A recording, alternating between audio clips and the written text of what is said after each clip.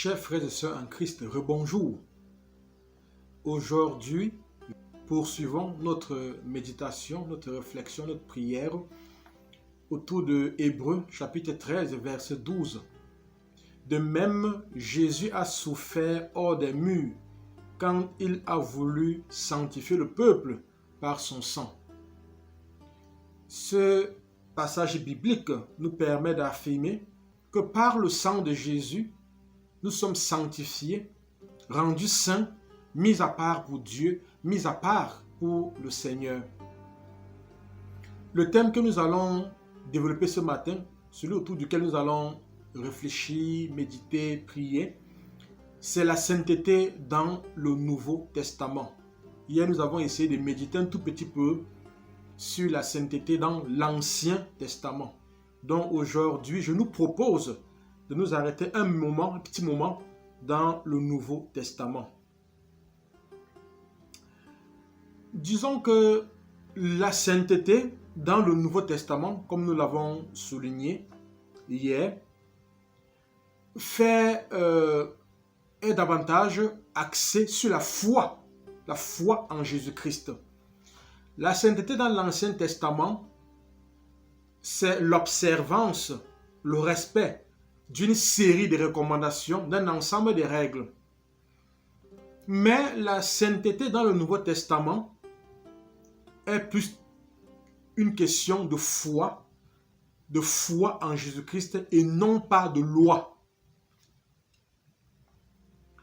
La sanctification est tributaire non pas de l'observance d'une série de règles, mais de la foi en Jésus-Christ.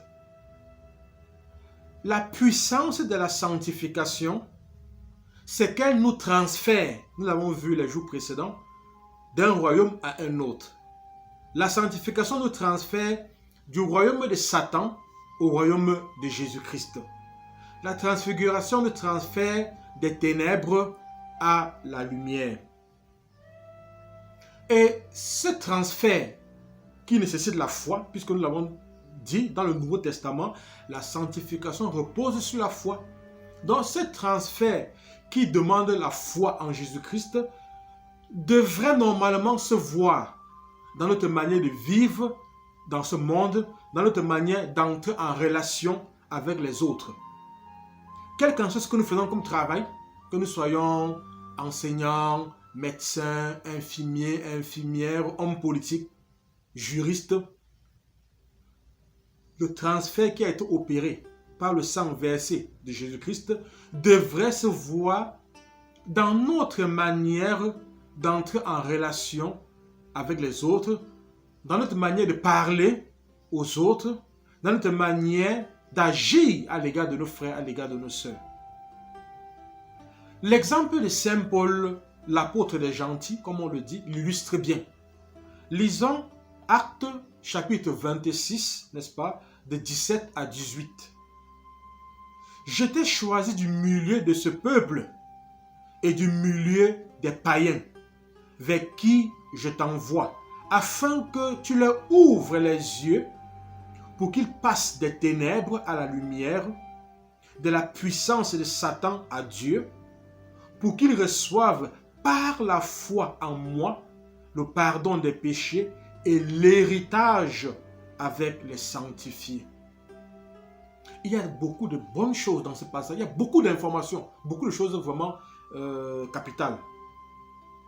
Et ce passage illustre vraiment ce que c'est que la sanctification d'après le point de vue du Nouveau Testament. C'est tout d'abord un passage d'un royaume à un autre. Et c'est ce qui dit clairement le passage. Voilà.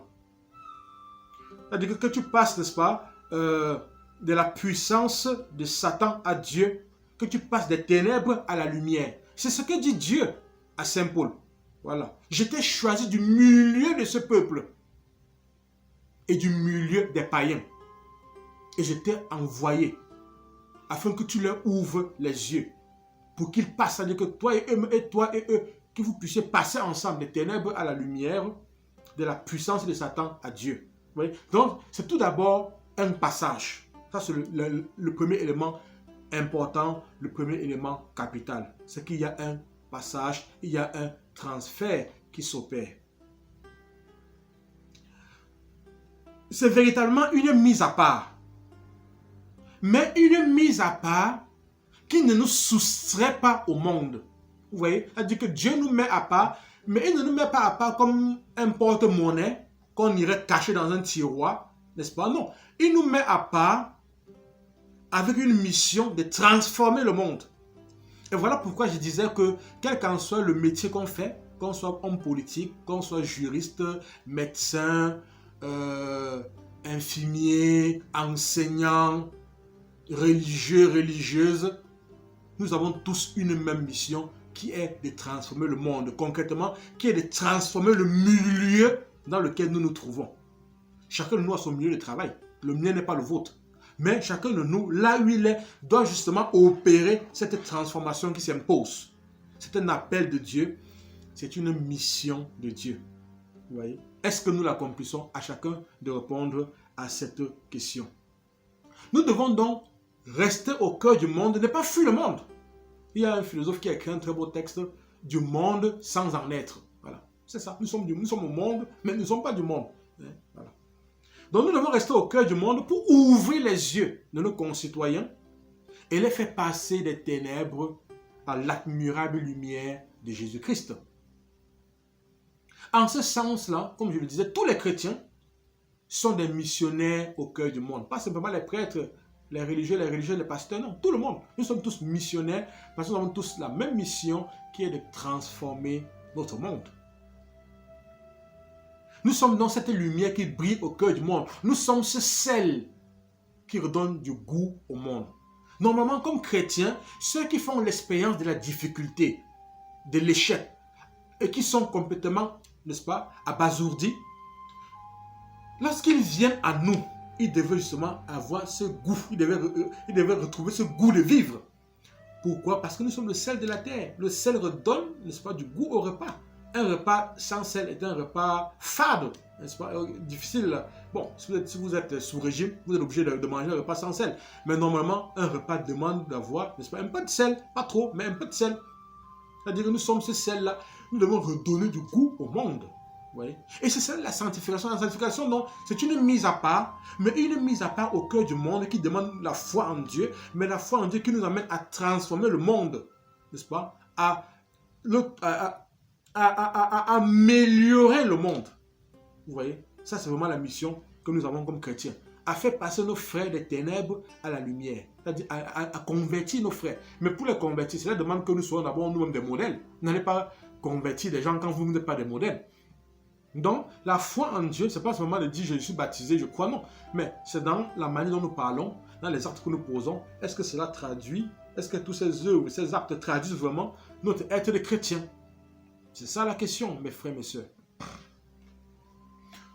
Mais nous ne pouvons nous-mêmes passer du royaume des ténèbres à celui de Dieu, à celui de la lumière, et y faire passer les autres que par la foi. Ce n'est que par la foi que nous pouvons, la foi en Dieu.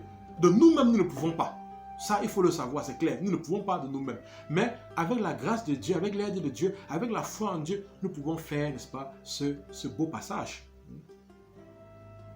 Et comme je le disais, lorsque nous lisons ce passage-là, il nous permet de contempler ce qu'a été la vie de Paul. Nous savons qui était Saint Paul. C'était le persécuteur, n'est-ce pas, le pourfendeur des chrétiens.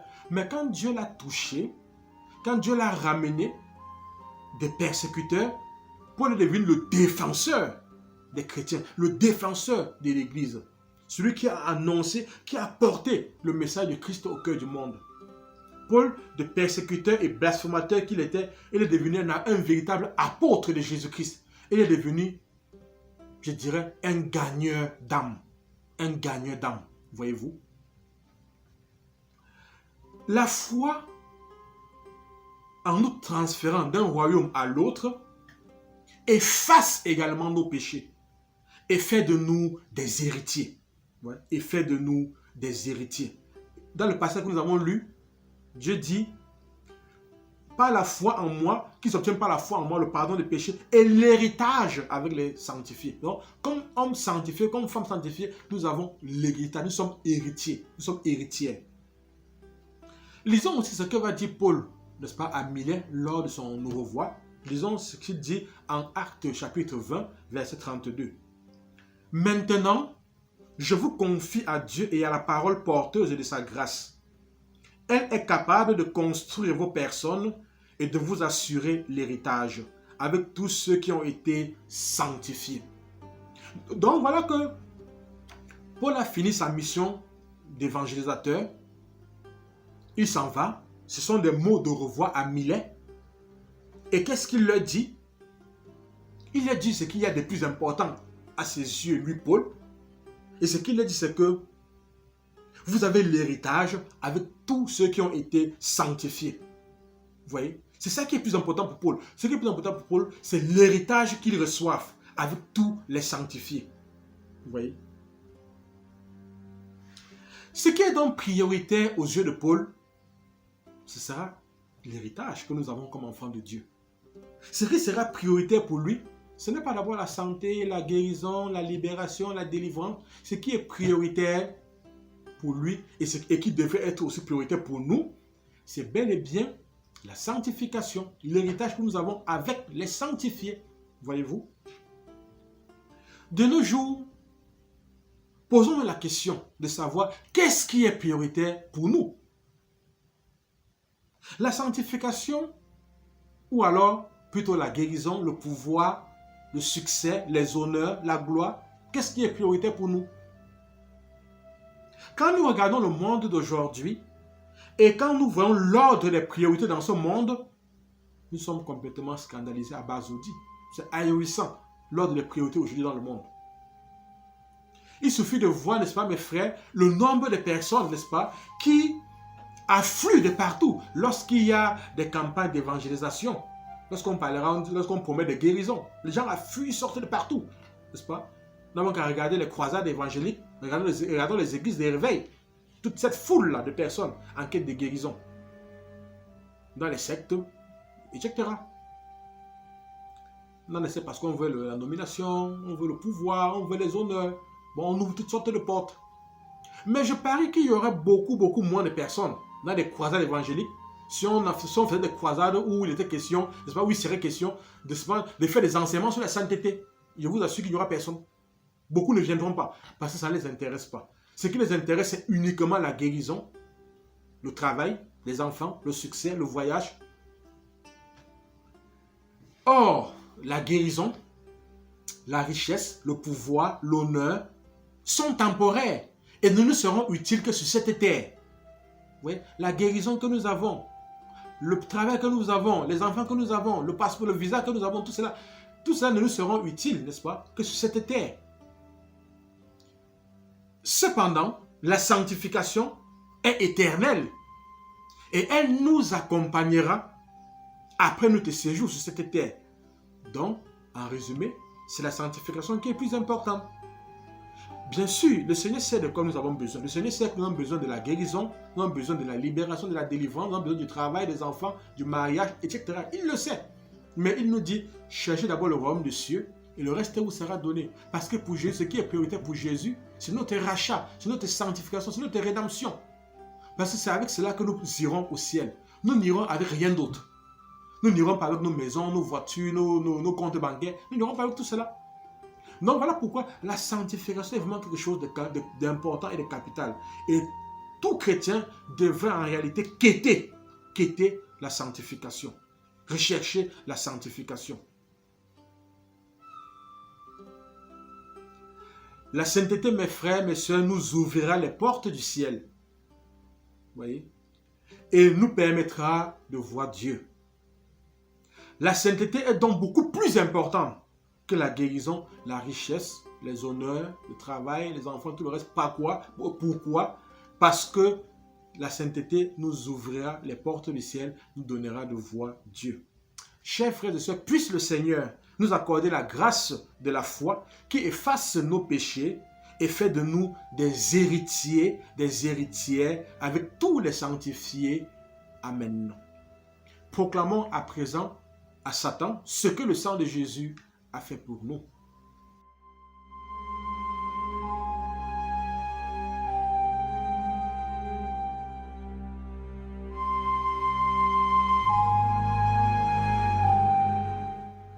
Père, au nom de Jésus, par la puissance de l'Esprit Saint et l'intercession de la Vierge Marie et de Saint Michel Archange, je proclame que par le sang de Jésus versé en croix, je suis sanctifié, rendu saint, mis à part pour Dieu. Je proclame que par ma foi en Dieu, j'ai été totalement délivré du royaume des ténèbres et transféré dans le royaume de la lumière.